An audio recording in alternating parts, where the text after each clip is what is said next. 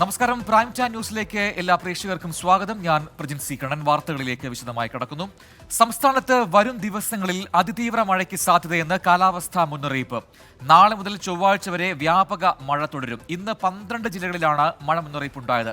ഉച്ചയ്ക്ക് ശേഷം പെയ്ത കനത്ത മഴയിൽ കോട്ടയം, ഇടുക്കി ജില്ലകളുടെ മലയോര മേഖലകളിൽ മലവെള്ളപ്പാച്ചിലുണ്ടായി. മീനച്ചിലാറിൽ ജലനിരപ്പ് ഉയർന്നു. ഇനി ഒരറിയിപ്പുണ്ടാകുന്നതുവരെ മത്സ്യത്തൊഴിലാളികൾ കടലിൽ പോകരുത് എന്ന നിർദ്ദേശവും നൽകിയിട്ടുണ്ട്. കടുത്ത വേനലിന് പിന്നാലെ ശക്തമായ മഴ. മലപ്പുറം, വയനാട് ജില്ലകളിൽ ഇന്ന് ഓറഞ്ച് അലർട്ടാണ്. കോട്ടയം, ഇടുക്കി ജില്ലകളിൽ ശക്തമായ മഴ ലഭിച്ചു. കോട്ടയത്തിന്റെ കിഴക്കൻ മേഖലയിൽ മലവെള്ളപ്പാച്ചിലുണ്ടായി. മീനച്ചിലാറിൽ ജലനിരപ്പ് ഉയർന്നു. മൂന്നിലവ് വാകക്കാട് റോഡിലെ ഗതാഗതം തടസ്സപ്പെട്ടു.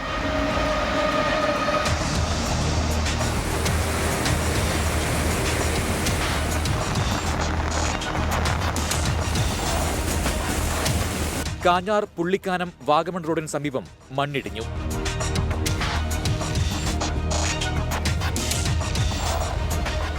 ഇടുക്കിയിൽ കട്ടപ്പന, പീരുമേട് മേഖലകളിലും ശക്തമായി മഴ പെയ്തു. ഹൈറേഞ്ചിൽ ശക്തമായ കാറ്റുണ്ടായതായും റിപ്പോർട്ടുകളുണ്ട്. വരും ദിവസങ്ങളിൽ കേരളത്തിൽ മഴ ശക്തിപ്പെടുമെന്ന് കേന്ദ്ര കാലാവസ്ഥാ വകുപ്പ് അറിയിച്ചു. തിങ്കൾ, ചൊവ്വ ദിവസങ്ങളിൽ തിരുവനന്തപുരം മുതൽ ഇടുക്കി വരെയുള്ള ജില്ലകളിൽ ഓറഞ്ച് അലർട്ടുണ്ട്. മലയോര മേഖലകളിൽ ശക്തമായ മഴയ്ക്കും കാറ്റിനും സാധ്യതയുണ്ട്. ഇനി ഒരറിയിപ്പുണ്ടാകുന്നതുവരെ മത്സ്യത്തൊഴിലാളികൾ കടലിൽ പോകരുതെന്ന നിർദ്ദേശവും നൽകിയിട്ടുണ്ട്. 24 കോട്ടയം. എന്തായാലും സംസ്ഥാനത്തിന്റെ പല ഭാഗങ്ങളിലും മഴ ഇപ്പോഴും തുടരുന്നുണ്ട്. ഇടുക്കി ഉടുമ്പൻചോലയിൽ കുമളി, മൂന്നാർ സംസ്ഥാന പാതയിലും നെടുങ്കണ്ടം, കമ്പം പാതയിലും മണ്ണിടിഞ്ഞ് ഗതാഗതം ഭാഗികമായി തടസ്സപ്പെട്ടു.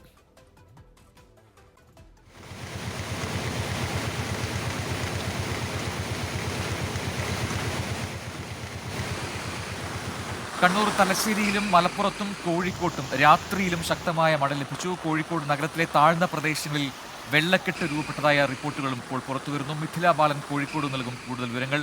മിഥില, ഇപ്പോഴും മഴയുണ്ടോ കോഴിക്കോട്? എവിടെയാണ് ഈ വെള്ളക്കെട്ട് ഇപ്പോൾ രൂക്ഷമായി അനുഭവപ്പെടുന്നത്?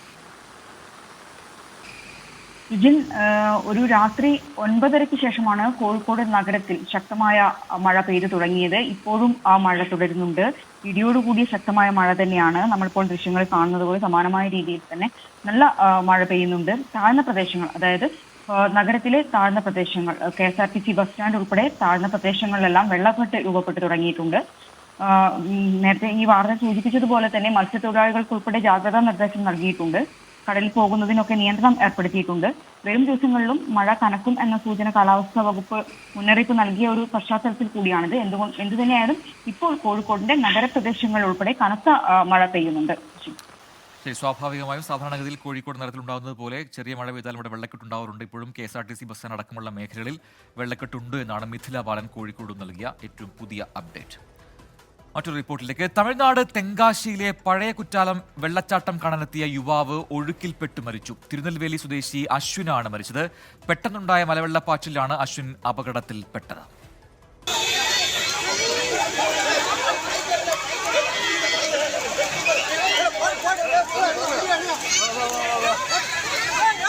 തെങ്കാശി മേഖലയിൽ കഴിഞ്ഞ 2 ദിവസങ്ങളിലായി മഴ തുടരുന്നുണ്ട്. വനമേഖലയിലും മലകളിലും പെയ്ത ശക്തമായ മഴയാണ് വെള്ളപ്പൊക്കത്തിന് കാരണമായത്. കുട്ടികൾ ഉൾപ്പെടെ ധാരാളം ആളുകൾ വെള്ളച്ചാട്ടത്തിൽ കുളിച്ചുകൊണ്ടിരിക്കുകയായിരുന്നു അപകടം. സഞ്ചാരികൾ വേഗത്തിൽ ഓടിമാറി. ഇതിനിടെയാണ് അശ്വിൻ ഒഴുക്കിൽപ്പെട്ടത്.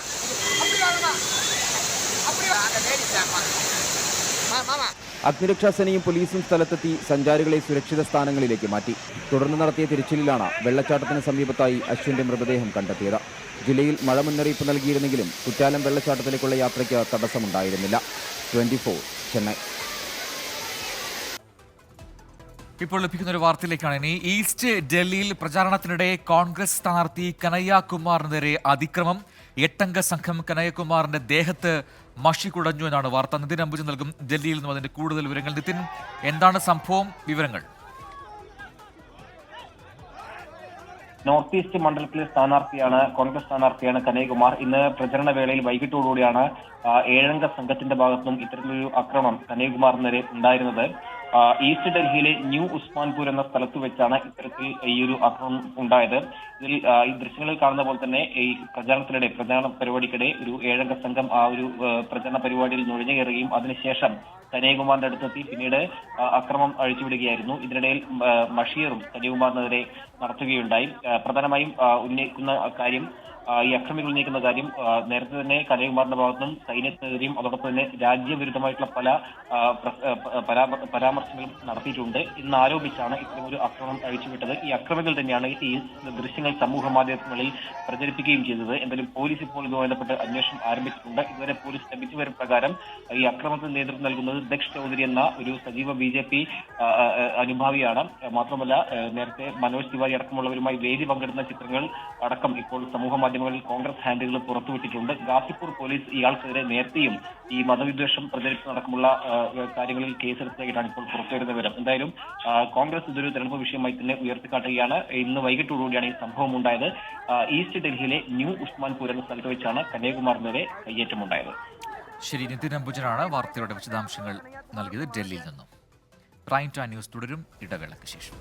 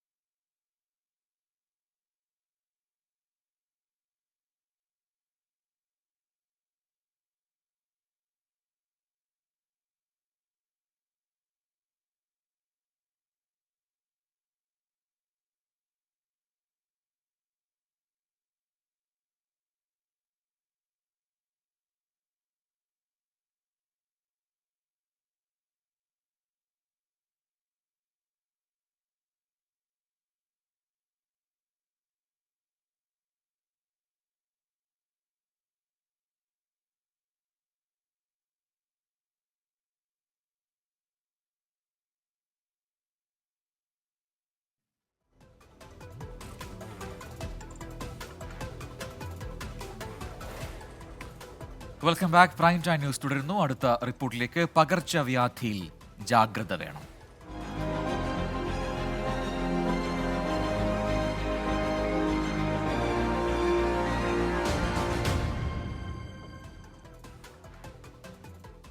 സംസ്ഥാനത്ത് പകർച്ചവ്യാധികൾ ആശങ്കയാവുകയാണ്. എറണാകുളവും മലപ്പുറവും ഉൾപ്പെടെ 12 മഞ്ഞപ്പിത്ത വ്യാപനം സ്ഥിരീകരിച്ചു.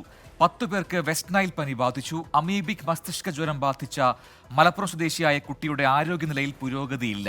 നാളെയും മറ്റന്നാളുമായി സംസ്ഥാന വ്യാപക ശുചീകരണ യജ്ഞം നടത്തുമെന്ന് മന്ത്രി വീണ ജോർജ് അറിയിച്ചു. എറണാകുളത്തും മലപ്പുറത്തും പ്രതിദിനം മഞ്ഞപ്പിത്ത ബാധിതരുടെ എണ്ണം കൂടുകയാണ്.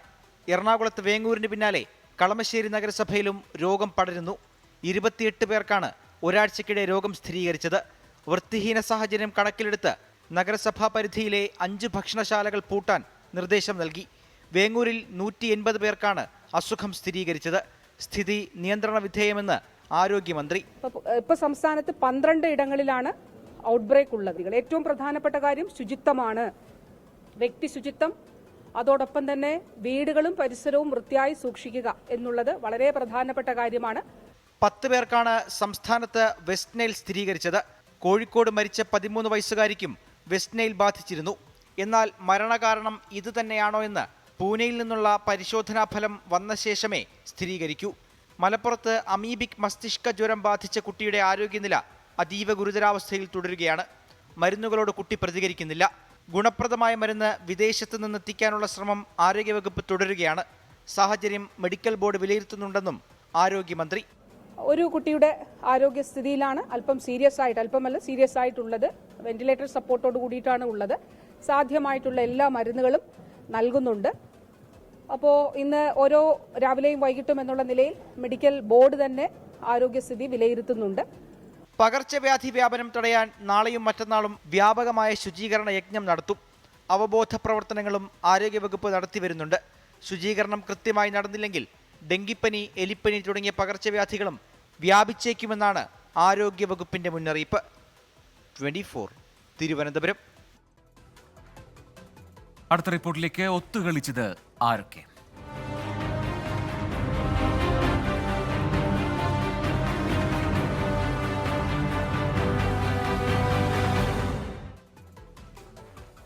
സോളാർ സമരം അവസാനിപ്പിച്ചതിനെക്കുറിച്ച് മാധ്യമപ്രവർത്തകൻ ജോൺ മുണ്ടക്കെ നടത്തിയ വെളിപ്പെടുത്തലിൽ വെട്ടിലായിരിക്കുകയാണ് CPIM-ഉം കോൺഗ്രസും. ജോൺ ബ്രിട്ടാസിനെ ഇടനിലക്കാരനാക്കി CPIM സമരം അവസാനിപ്പിക്കാൻ മുൻകൈയെടുത്തു എന്നാണ് ജോൺ മുണ്ടക്കയത്തിന്റെ ആരോപണം. എന്നാൽ ചെറിയാൻ ഫിലിപ്പ് വഴി തിരുവഞ്ചൂർ രാധാകൃഷ്ണൻ തന്നെ ബന്ധപ്പെടുകയായിരുന്നുവെന്ന് ജോൺ ബ്രിട്ടാസ് പറഞ്ഞു. ഇക്കാര്യം ചെറിയാൻ ഫിലിപ്പ് സ്ഥിരീകരിക്കുകയും ചെയ്തു. ചർച്ചയുടെ വിശദാംശങ്ങൾ വെളിപ്പെടുത്താൻ ഇല്ല എന്നായിരുന്നു തിരുവഞ്ചൂർ രാധാകൃഷ്ണന്റെ നിലപാട്. സമകാലിക മലയാളം വാരികയിലെ സോളാർ ഇരുണ്ടപ്പോൾ എന്ന ലേഖനത്തിലാണ് ജോൺ മുണ്ടക്കയത്തിന്റെ വെളിപ്പെടുത്തൽ. സോളാർ സമരം ഒത്തുതീർപ്പാക്കാൻ ജോൺ ബ്രിട്ടാസ് തന്നെ ഫോണിൽ വിളിച്ചു. CPIM നേതാക്കളുടെ നിർദ്ദേശപ്രകാരമായിരുന്നു ഫോൺ വിളിച്ചത്. ജുഡീഷ്യൽ അന്വേഷണം വാർത്താസമ്മേളനത്തിലൂടെ പ്രഖ്യാപിച്ചാൽ സമരം അവസാനിപ്പിക്കാമെന്നായിരുന്നു പറഞ്ഞത്. താൻ ഇക്കാര്യം അന്നത്തെ മുഖ്യമന്ത്രിയായിരുന്ന ഉമ്മൻചാണ്ടിയെ വിളിച്ചു പറഞ്ഞു. ഒത്തുതീർപ്പിനായി CPIM നേതാക്കൾ ക്ലിഫ് ഹൗസിലെത്തിയെന്നും ജോൺ മുണ്ടക്കയം 24-നോട് പറഞ്ഞു. ചർച്ച നടന്നു എന്നുള്ളത് എനിക്കറിയാം. അതിനുശേഷം CPIM-ന് ചില ആളുകൾ ക്ലിഫ് ഹൗസിലെത്തി സംഭാഷണം നടത്തി എന്നാണ് ഞാൻ മനസ്സിലാക്കിയത്. അതിനെ തുടർന്നാണ് സമരം തീർന്നത്. സമരം അവസാനിപ്പിക്കാൻ എന്ത് വിട്ടുവീഴ്ചയ്ക്കും തയ്യാറാണെന്ന് അറിയിച്ച് ആഭ്യന്തരമന്ത്രിയായിരുന്ന തിരുവഞ്ചൂർ രാധാകൃഷ്ണനാണ് തന്നെ ബന്ധപ്പെട്ടതെന്ന് ജോൺ ബ്രിട്ടാസ്.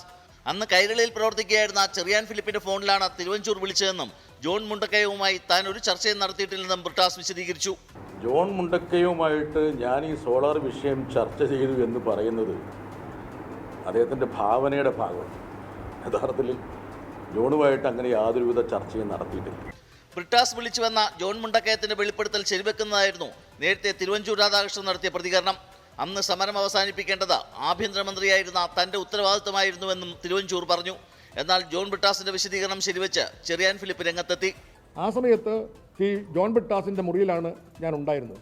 എൻ്റെ ഫോണിൽ തിരുവഞ്ചൂർ രാധാകൃഷ്ണനാണ് സംസാരിക്കുന്നത് എന്ന് പറഞ്ഞപ്പോൾ ജോൺ ബ്രിട്ടാസും തിരുവഞ്ചൂർ രാധാകൃഷ്ണനും തമ്മിലുള്ള ഫോൺ വിളിക്ക് ഞാനാണ് സന്ദർഭമൊരുക്കിയത്. അവർ ഇത്തരം കാര്യങ്ങളെക്കുറിച്ച് സംസാരിച്ചു കൊണ്ടിരുന്നു.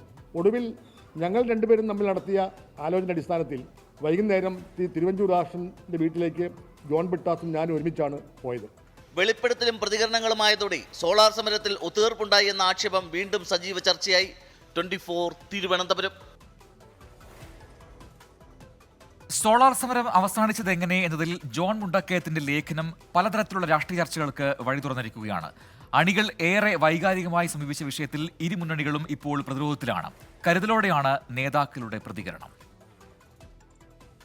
സോളാർ വിവാദം വീണ്ടും കേരള രാഷ്ട്രീയത്തിൽ ചൂടുപിടിക്കുകയാണ്. മുഖ്യമന്ത്രിയുടെ രാജിയല്ലാതെ മറ്റൊന്നിനും വഴങ്ങുന്നില്ലെന്നുറപ്പിച്ച സമരം 1.5 ദിവസം കൊണ്ട് അവസാനിച്ചതിന്റെ പിന്നാമ്പുറ കഥകളാണ് ജോൺ മുണ്ടക്കയത്തിന്റെ വെളിപ്പെടുത്തൽ. സോളാർ സമരം പെട്ടെന്ന് അവസാനിപ്പിച്ചതിൽ സമരത്തിന്റെ ഏകോപന ചുമതലയുള്ള മുതിർന്ന നേതാക്കൾക്കുൾപ്പെടെ വിയോജിപ്പുണ്ടായിരുന്നുവെന്ന് അന്നേ വാർത്തകൾ വന്നിരുന്നു. രാഷ്ട്രീയ സമരത്തെ ദുരൂഹമായി നിർത്തിയതിൽ പ്രകാശ് ബാബു ഉൾപ്പെടെയുള്ള CPI നേതാക്കളും നിലപാട് വ്യക്തമാക്കിയതാണ്.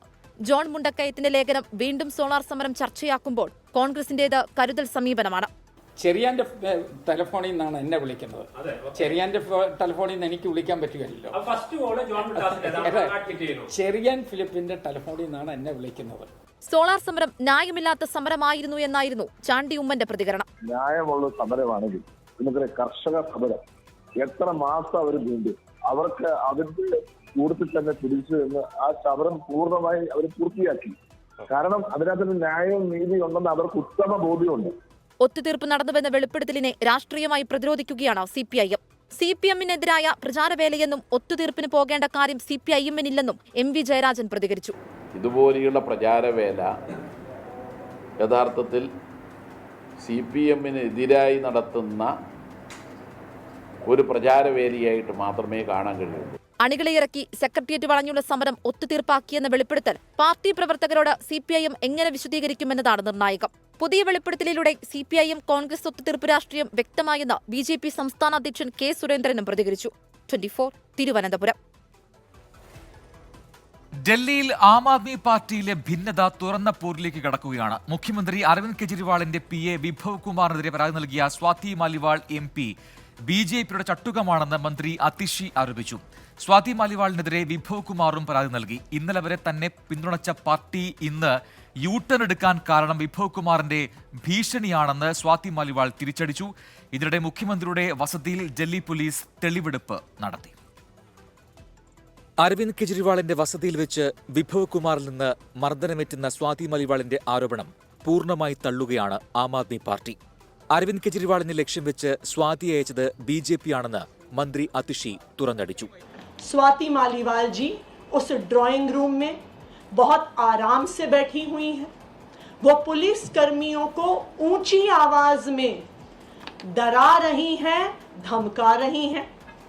विभव कुमार जी पर जिस पर उन्होंने आरोप लगाया है, ऊंची आवाज में उनको भी धमका रही हैं, उनके लिए अपशब्दों का प्रयोग कर रही हैं।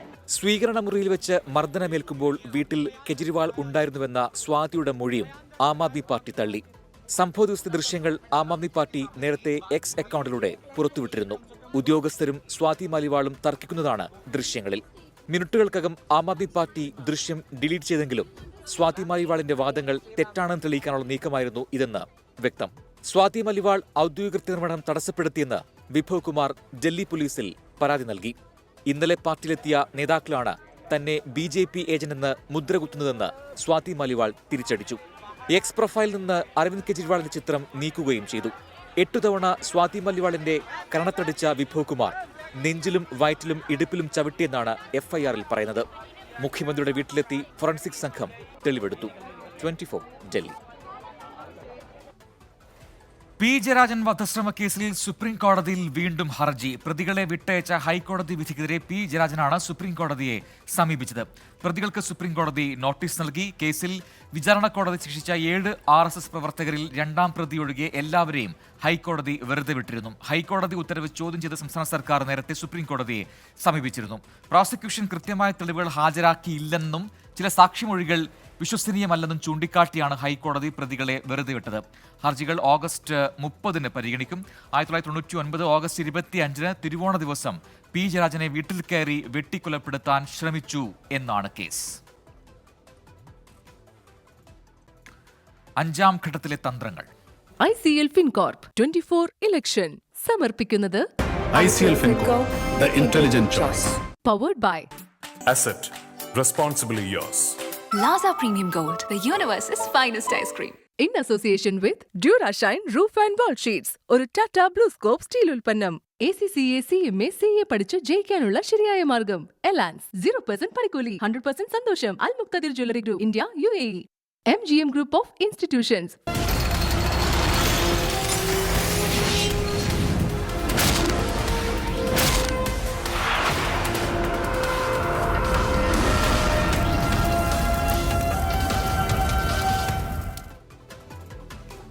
രാഹുൽ ഗാന്ധിക്ക് വോട്ട് തേടി റായ്ബറേലിയിൽ പ്രചാരണത്തിനിറങ്ങി സോണിയാഗാന്ധി.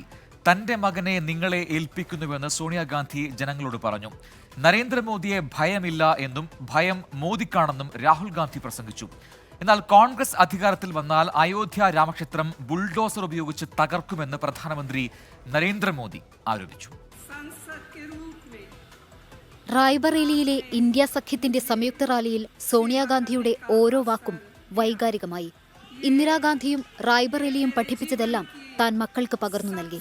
മകനെ റായ്ബറേലിയെ ഏൽപ്പിക്കുന്നുവെന്നും തന്നെ കണ്ടതുപോലെ രാഹുലിനെയും കാണണമെന്നും സോണിയ. റായ്ബറേലി मेरा परिवार है, वैसे अमेठी भी मेरा घर है.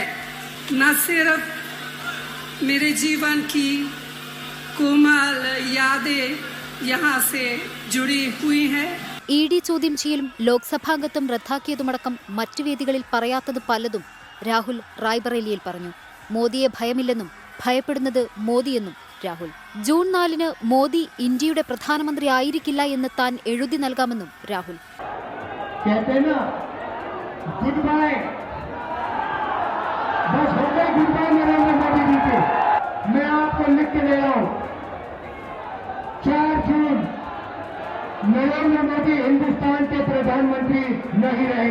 ഉത്തർപ്രദേശും മഹാരാഷ്ട്രയും അടക്കം സംസ്ഥാനങ്ങളിൽ പ്രചാരണം തുടരുന്ന പ്രധാനമന്ത്രി നരേന്ദ്രമോദി കോൺഗ്രസിനെതിരെ രാമക്ഷേത്രം ആയുധമാക്കി.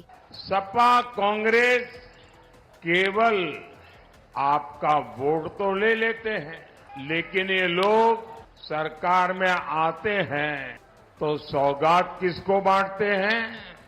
वे सौगात उनको बांटते हैं जो उनके लिए वोट जिहाद करता है. കോൺഗ്രസും സമാജ്വാദി പാർട്ടിയും ഭീകരവാദി അനുഭാവികളെന്ന ഗുരുതര ആരോപണവും ഉത്തർപ്രദേശിൽ പ്രധാനമന്ത്രി ഉന്നയിച്ചു. അതേസമയം മോദിയല്ല അമിത്ഷായാണ് BJPയുടെ പ്രധാനമന്ത്രി സ്ഥാനാർത്ഥിയെന്ന വാദം മുംബൈയിൽ ഇന്ത്യ മുന്നണിയുടെ റാലിയിലും അരവിന്ദ് കെജ്രിവാൾ ഉയർത്തി. 24 ഡൽഹി. നരേന്ദ്രമോദി നുണകളുടെ സർദാർ എന്ന് രമേശ് ചെന്നിത്തല. ബജറ്റിൽ മുസ്ലിങ്ങൾക്ക് കോൺഗ്രസ് പണം മാറ്റിവെക്കുമെന്ന പ്രചാരണം നുണയാണ്.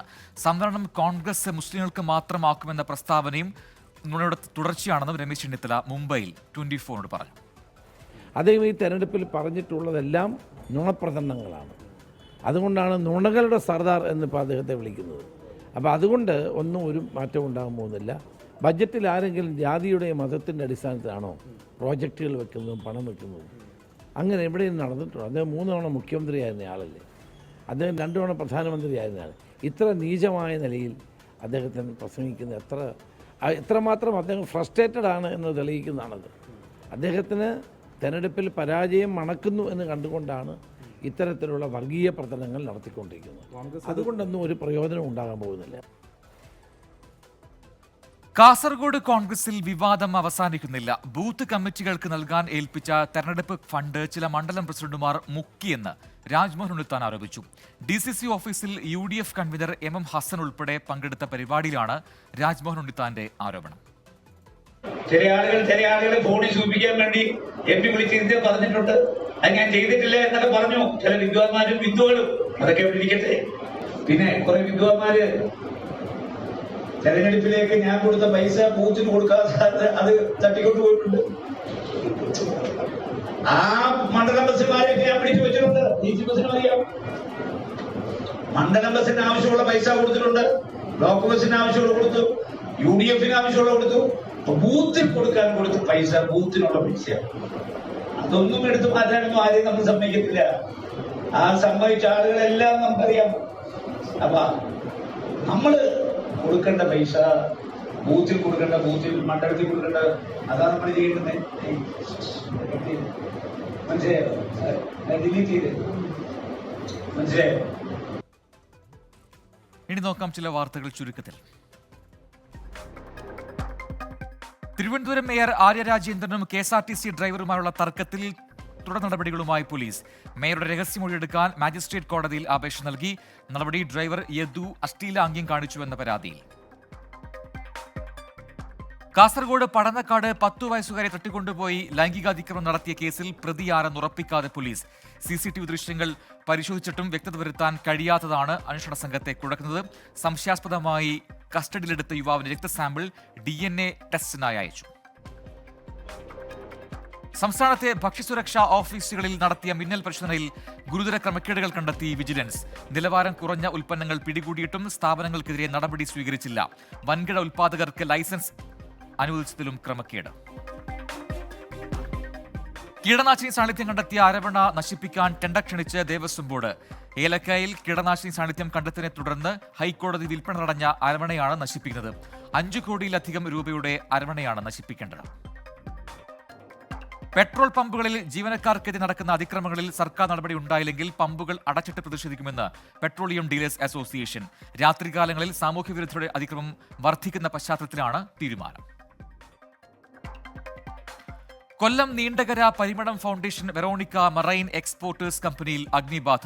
6 യൂണിറ്റ് ഫയർഫോഴ്സ് എത്തി ഏറെ നേരം ശ്രമിച്ചാണ് തീ നിയന്ത്രണ വിധേയമാക്കിയത്. പ്രദേശത്താകെ പുക പടർന്നു.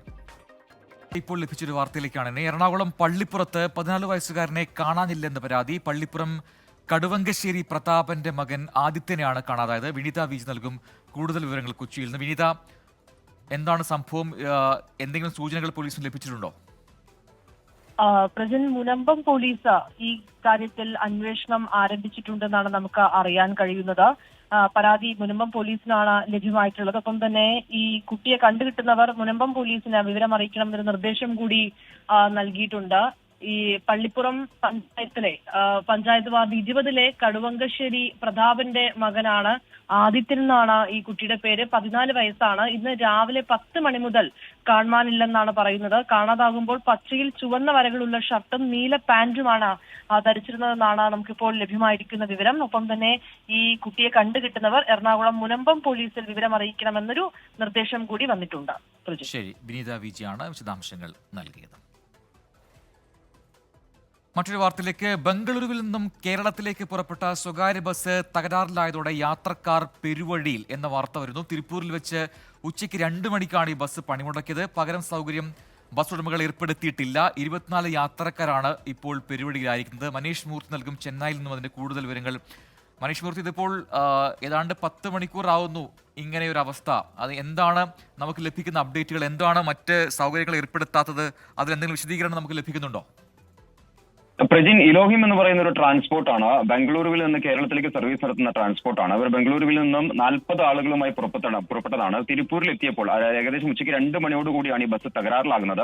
അതിന് പകരം സംവിധാനം ഒരുക്കുകയും ചെയ്തിരുന്നു. പക്ഷേ പ്രശ്നം എന്താണെന്ന് വെച്ചാൽ ഈ 2 ബസ്സുകൾ, അതായത് യാത്രക്കാരെ കൊണ്ടുപോകാനുള്ള ബസ്സുകൾ അവിടെ തയ്യാറാണ്. പക്ഷേ ഈ ഉടമകൾ, ബസ്സിന്റെ ഉടമകൾ ഇവരുടെ ടിക്കറ്റ് റീഫണ്ട് ചെയ്യുന്നില്ല എന്നുള്ളതാണ് ഏറ്റവും പ്രധാനപ്പെട്ട പ്രശ്നം. മാത്രമല്ല ഈ ഉടമകളൊന്നും തന്നെ ഇപ്പോൾ ഫോൺ എടുക്കുന്നില്ല. ഫോൺ സ്വിച്ച് ഓഫ് ചെയ്തിരിക്കുകയാണ് എന്നുള്ളതാണ് അവിടുത്തെ യാത്രക്കാർ നമ്മളോട് പറയുന്നത്. അങ്ങനെ ഈ 40 യാത്രക്കാരുണ്ടായിരുന്ന ബസ്സാണ്. അതിൽ അത്യാവശ്യമുള്ള പലരും പല വാഹനങ്ങളിലും കയറി അവിടെ നിന്ന് പോയി. ഇനിയിപ്പോൾ ഇതിൽ 24 യാത്രക്കാരുണ്ട്. 24 പേരും മലയാളികളാണ്. എറണാകുളത്തേക്കും ഒക്കെ ഉള്ള യാത്രക്കാരുണ്ട് ആ ബസ്സിൽ. എന്തായാലും ഒരു വലിയ പ്രതിസന്ധിയിൽ തന്നെയാണ് ഈ യാത്രക്കാരുള്ളത് എന്നുള്ളതാണ് ഏറ്റവും പ്രധാനപ്പെട്ട ഒരു കാര്യമെന്ന് പറയുന്നത്. മറ്റ് മാർഗങ്ങളില്ല, അവർക്ക് മുൻപോട്ട് പോകാനുള്ള മറ്റ് മാർഗങ്ങളില്ല. ബസ്സുകൾ അവിടെ തയ്യാറായിട്ടുണ്ട്, ഇവരെ കൊണ്ടുപോകാനുള്ള ബസ്സുകൾ തയ്യാറാണ്. പക്ഷേ ഈ ട്രാൻസ്പോർട്ട് ബസ്സിന്റെ ഇപ്പോൾ നിലവിലുള്ള ഈ ഇലോഹിം എന്ന് പറയുന്ന ട്രാൻസ്പോർട്ടിന്റെ ഉടമകൾ ഇതുമായി കൃത്യമായി സഹകരിക്കുന്നില്ല, അല്ലെങ്കിൽ ഇതുമായി ബന്ധപ്പെട്ട ഒരു പ്രതികരണങ്ങളും നടത്തുന്നില്ല എന്നുള്ളതാണ് അവിടെയുള്ള യാത്രക്കാർ പറയുന്നത്. അല്പസമയം മുമ്പ് പോലീസ് അവിടെ എത്തിയിട്ടുണ്ട്, തിരുപ്പൂർ പോലീസ് അവിടെ എത്തിയിട്ടുണ്ട്. എന്തായാലും ഈ പറഞ്ഞ ബസ് ഡ്രൈവർമാരും ഒക്കെയുമായി ചർച്ച നടത്തുന്നു എന്നുള്ളതാണ് നമുക്ക് മനസ്സിലാക്കാൻ സാധിക്കുന്നത്. എന്തായാലും ഒരു 40 പേരെ പെരുവഴിയിലാക്കി, അതായത് 10 മണിക്കൂറോളമായി അവർ പെരുവഴിയിലാണ്. എന്നിട്ട് പോലും ഒരു തരത്തിലുള്ള നടപടികളും ഈ സ്വകാര്യ ബസ് ട്രാവൽസിന്റെ ഭാഗത്തു നിന്നും ഉണ്ടാകുന്നില്ല എന്നുള്ളതാണ് ഏറ്റവും പ്രധാനമായ ഒരു വിഷയമായി പറയാനുള്ളത്. കാരണം ഉച്ചയ്ക്ക് 2 മണിക്കാണ് മനുഷ്യരഹിതമായ സംഭവമാണ് ഇത്. എന്താണ് അങ്ങനെ ഉടമകൾ അങ്ങനെ ഫോൺ ഓഫാക്കി പോയത്? അത് ജീവനക്കാർ അങ്ങനെ കാര്യങ്ങളൊന്നും പറയുന്നില്ല എന്നാണോ? ഈ ബസ്സിലെ മറ്റ് ജീവനക്കാരൊക്കെ ഉണ്ടാവുമല്ലോ, അവരെന്താണ് യാത്രക്കാരോട് പറയുന്നത്? അതായത് ഈ ബസ്സിലെ ജീവനക്കാർ ഇടപെട്ടുകൊണ്ടാണ് പകരം സംവിധാനം ഇവിടെ ഒരുക്കിയിരിക്കുന്നത്. പക്ഷേ പ്രശ്നം എന്താണെന്ന് വെച്ചാൽ ഇവരുടെ ഈ റീഫണ്ട് ചെയ്യുന്നത്, ടിക്കറ്റ് റീഫണ്ട് ചെയ്തെങ്കിൽ മാത്രമേ മറ്റ് ബസ്സുകാർക്ക്, ഇവരെ കൊണ്ടുപോകാനായി വന്ന ബസ്സിന് ഇവർ പണം നൽകണം. അല്ലെങ്കിൽ ഈ യാത്രക്കാർ തന്നെ വീണ്ടും, അതായത് നിലവിലുള്ള ടിക്കറ്റിന്റെ പൈസ അവർക്ക് പോവുകയും മറ്റ് ഇപ്പൊ പുതുതായി വന്ന ബസ്സിന് അവർ പണം നൽകുകയും വേണം. ഇതൊരു യാതൊരു തരത്തിലുള്ള ഉത്തരവാദിത്വവും ഈ ട്രാൻസ്പോർട്ടിന് ഇല്ല എന്നുള്ളതാണ് ഏറ്റവും പ്രധാനപ്പെട്ട ഒരു കാര്യമായി നമുക്ക് എടുത്തു പറയേണ്ട ഒരു കാര്യം എന്ന് പറയുന്നത്. കാരണം ബംഗളൂരുവിൽ നിന്ന് കേരളത്തിലേക്ക് സർവീസ് നടത്തുന്ന ബസ്സാണ്. സ്വാഭാവികമായും ഏതെങ്കിലും തരത്തിലുള്ള പ്രശ്നങ്ങൾ ഉണ്ടായാൽ അതിന് ബദൽ സംവിധാനം ഒരുക്കേണ്ടതാണ്. കാരണം അത്രയും ആപ്ലിക്കേഷൻ വഴി, റെഡ് ബസ് പോലുള്ള ആപ്ലിക്കേഷൻ വഴിയൊക്കെ ബുക്ക് ചെയ്ത് ഇതിനകത്ത് കയറിയ ആളുകളാണ്. അതായത് ഈ ട്രാൻസ്പോർട്ട് കണ്ടിട്ടല്ല, ഈ ട്രാൻസ്പോർട്ട് എന്ന് പറയുന്ന വലിയ ദുരവസ്ഥയാണ് യാത്രക്കാർക്ക് ഉണ്ടായിരിക്കുന്നത്. ഇപ്പോഴും പെരുവഴിയിലാണ്. മറ്റ് യാത്രാ സൗകര്യങ്ങൾ ഒരുക്കാത്തതാണ് വലിയ പ്രശ്നമായിരിക്കുന്നത്. ബസ് ഉടമകൾ ഈ ടിക്കറ്റ് നിരക്ക് തിരികെ കൊടുക്കാൻ തയ്യാറായിട്ടില്ല എന്നതാണ് യാത്രക്കാരെ വലയ്ക്കുന്നത്. ഇപ്പോഴും അവർ അവിടെ തുടരുകയാണ്. തിരുപ്പൂരിലാണ് ഇപ്പോൾ ഉള്ളതെന്നാണ് മനീഷ് മൂർത്തി നൽകിയ വിവരം. സ്ത്രീവിരുദ്ധ പരാമർശത്തിൽ RMP കേന്ദ്ര കമ്മിറ്റി അംഗം KS ഹരിഹരന്റെ അറസ്റ്റ് രേഖപ്പെടുത്തി ജാമ്യത്തിൽ വിട്ടു. വടകര പോലീസിന്റേതാണ് നടപടി. താൻ പറഞ്ഞതിൽ നിയമപരമായി തെറ്റില്ലെന്നും രാഷ്ട്രീയമായി തെറ്റുള്ളതുകൊണ്ടാണ് ഖേദം പ്രകടിപ്പിച്ചതെന്നും ഹരിഹരൻ പ്രതികരിച്ചു. തനിക്കെതിരെ നടന്ന ആക്രമണങ്ങളിൽ പോലീസ് കാര്യക്ഷമമായി ഇടപെടുന്നില്ലെന്ന് ഹരിഹരൻ പറഞ്ഞു. എൻ്റെ മൊഴിയെടുത്തു, പ്രസംഗത്തിലെ പരാമർശങ്ങളെ കുറിച്ച് ചോദിച്ചു, ഇത്രയും ഉണ്ടായിരുന്നു. ഞാനതിന് മറുപടി പറഞ്ഞു. പ്രസംഗം എന്ന് പറയുന്നത് നമ്മൾ ഒരു പൊതുപ്രസംഗമാണ്, അതിൽ കാഷ്വലായിട്ട് വന്ന ഒരു പരാമർശമാണ്. അതങ്ങനെ നിയമപരമായിട്ട് തെറ്റുള്ളൊരു കാര്യമല്ല. കാരണം അത്തരം പരാമർശങ്ങൾ, ഉപമകൾ, അലങ്കാരങ്ങളൊക്കെ പ്രാസംഗികരുടെ ഒരു രീതിയിൽ വരുന്നതാണ്. പക്ഷേ രാഷ്ട്രീയമായിട്ട് അതിലൊരു പെശകുണ്ട്. അത് പെശകെന്ന് പറയുന്നത് എൻ്റെ പാർട്ടിയുടെ നിലപാടുമായി ബന്ധപ്പെടാത്ത ഒരു സംഗതിയാണത്. കാരണം സ്ത്രീകളെക്കുറിച്ചുള്ള ഞങ്ങളുടെ നിലപാടിൽ നിന്ന് നിരക്കാത്തൊരു പരാമർശം വന്നുകൊണ്ടാണ് ഞാൻ അന്ന് തന്നെ ഒരു പ്രസംഗം കഴിഞ്ഞ ഒരു മണിക്കൂറിനുള്ളിൽ എൻ്റെ ഫേസ്ബുക്കിൽ ഖേദം പ്രകടിപ്പിക്കേണ്ടായി. പക്ഷേ ആ ഖേദപ്രകടനത്തെ തൃപ്തിയാവാതെയാണ് ഇപ്പോൾ കേസ് കൊടുത്തിട്ടുള്ളത്. കേരളത്തിൽ ധാരാളം പേര് പല രീതിയിൽ പ്രസംഗിച്ചിട്ടുണ്ട്, പക്ഷേ അവർക്കെതിരെയൊന്നും അങ്ങനെ കേസെടുത്തിട്ടില്ല. പന്തീരാങ്കാവ് ഗാർഹിക പീഡന കേസിൽ പ്രതി രാഹുൽ പി ഗോപാലിന്റെ സഹായി രാജേഷിന് ജാമ്യം. കോഴിക്കോട് ജുഡീഷ്യൽ മജിസ്ട്രേറ്റ് കോടതിയാണ് ജാമ്യം അനുവദിച്ചത്. വിദേശത്തേക്ക് കടക്കാൻ രാഹുലിനെ സഹായിച്ചെന്ന് കണ്ടെത്തിയതിനെ തുടർന്നാണ് രാജേഷിനെ പോലീസ് അറസ്റ്റ് ചെയ്തത്. രാഹുലിനായി ഇന്റർപോൾ ബ്ലൂ കോർണർ നോട്ടീസ് പുറപ്പെടുവിച്ചിരിക്കുകയാണ്. പ്രതിയായ രാഹുൽ പി ഗോപാൽ കോഴിക്കോട് നിന്നും റോഡ് മാർഗമാണ് ബംഗളൂരുവിലെത്തിയത്. പിന്നീട് വിദേശത്തേക്ക് കടന്നു. ഇതിലുൾപ്പെടെ മാങ്കാവ് സ്വദേശിയായ രാജേഷ് സഹായം നൽകിയെന്നാണ് കണ്ടെത്തൽ. പെൺകുട്ടിയുടെ മൊഴിയിലും രാജേഷിനെതിരായ പരാമർശമുണ്ട്. വിശദമായി ചോദ്യം ചെയ്ത ശേഷമാണ് ഇയാളെ പോലീസ് അറസ്റ്റ് ചെയ്തത്. ജുഡീഷ്യൽ ഫസ്റ്റ് ക്ലാസ് മജിസ്ട്രേറ്റ് കോടതി ജാമ്യം അനുവദിച്ചു. ജാമ്യം ലഭിക്കാവുന്ന കുറ്റത്തിന് പ്രതിയെ റിമാൻഡ് ചെയ്യണമെന്ന് അന്വേഷണ സംഘം ആവശ്യപ്പെട്ടത് നിയമവിരുദ്ധമെന്ന് രാജേഷിന്റെ അഭിഭാഷകൻ പറഞ്ഞു. കോടതിയിൽ കൊണ്ടുവരുന്ന സമയത്ത് അദ്ദേഹത്തിനെ റിമാൻഡ് ചെയ്യണം എന്നുള്ള റിമാൻഡ് റിപ്പോർട്ട് അടക്കമാണ് കൊണ്ടുവന്നത്. ഒരിക്കലും 212 വകുപ്പിൽ റിമാൻഡ് ചെയ്യണം എന്ന് പറഞ്ഞ റിമാൻഡ് റിപ്പോർട്ട് കൊടുക്കുന്നത് ഇറ്റ്സ് ഇല്ലീഗൽ. ജർമ്മനിയിലുള്ള പ്രതി രാഹുലിനെ നാട്ടിലെത്തിക്കാനുള്ള ശ്രമങ്ങൾ തുടരുകയാണ്. കേരള പോലീസ് CBIയുടെ സഹായത്തോടെ ഇന്റർപോൾ വഴി ബ്ലൂ കോർണർ നോട്ടീസ് പുറത്തിറക്കി. ജർമ്മനി, സിംഗപ്പൂർ തുടങ്ങിയ രാജ്യങ്ങളിലെ വിവരങ്ങൾ കണ്ടെത്തുകയാണ് ലക്ഷ്യം. അതേസമയം രാഹുലിന്റെ അമ്മയും സഹോദരിയും ഇന്നും ചോദ്യം ചെയ്യലിന് ഹാജരായില്ല. അന്വേഷണ സംഘം വീണ്ടും നോട്ടീസ് നൽകും. 24 കോഴിക്കോട്. കൊമേഴ്സ് വിദ്യാഭ്യാസ രംഗത്തെ പ്രമുഖ സ്ഥാപനമായ ഇന്ത്യൻ ഇൻസ്റ്റിറ്റ്യൂട്ട് ഓഫ് കൊമേഴ്സ് ലക്ഷ്യയ്ക്ക് മികച്ച വിജയം. മാർച്ചിൽ നടന്ന ACCA പരീക്ഷയിൽ 5 വിദ്യാർത്ഥികൾ നാഷണൽ റാങ്കുകൾ കരസ്ഥമാക്കി. 3750 വിദ്യാർത്ഥികളാണ് മികച്ച മാർക്കോടെ പാസ്സായത്. അതിനൂതന സാങ്കേതിക വിദ്യയുടെ സഹായത്തോടെ ഉന്നത നിലവാരം പുലർത്തുന്ന പരിശീലനമാണ് ലക്ഷ്യയുടെ സവിശേഷത. 3000-ലധികം വിദ്യാർത്ഥികൾ സ്ഥാപനത്തിൽ പഠിക്കുന്നുണ്ട്. സമീപകാല വിജയങ്ങൾ ലക്ഷ്യയുടെ ജൈത്രയാത്രയ്ക്ക് വേഗം കൂട്ടുന്നുവെന്ന് മാനേജിംഗ് ഡയറക്ടർ ഓർവെൽ ലേണൽ വ്യക്തമാക്കി. സൗഹൃദ അന്തരീക്ഷവും മികച്ച ക്ലാസുകളുമാണ് വിജയത്തിന് പിന്നിലെന്ന് റാങ്ക് ഹോൾഡേഴ്സ് ആയ ആദിൽ, നോയൽ എന്നിവർ പറഞ്ഞു. ഇക്കഴിഞ്ഞ മാർച്ച് 2024 ACCA പരീക്ഷയിൽ 3750 പരം വിദ്യാർത്ഥികളാണ് ലക്ഷ്യയിൽ നിന്നും പാസ്സായത്. അതുകൂടാതെ 5ഓളം വിദ്യാർത്ഥികൾക്ക് നാഷണൽ റാങ്കുകളും ലഭിക്കുകയുണ്ടായി. ഇത് ഇന്ത്യയിലെ തന്നെ ഏറ്റവും മികച്ച ACCA റിസൾട്ടാണ്. ഇത്രയും റിസൾട്ട് കരസ്ഥമാക്കിയ വിദ്യാർത്ഥികളെയും അതുപോലെ തന്നെ അവരെ ഈ റാങ്കുകളും ഇത്രയും റിസൾട്ടും കരസ്ഥമാക്കാൻ സഹായിച്ച അധ്യാപകരെയും അതുപോലെ സപ്പോർട്ടിംഗ് സ്റ്റാഫിനെയും കൺഗ്രാജുലേറ്റ് ചെയ്യുകയാണ്. ഇതോടെ പ്രൈം ടൈം ന്യൂസ് പൂർത്തിയാവുന്നു. Good night.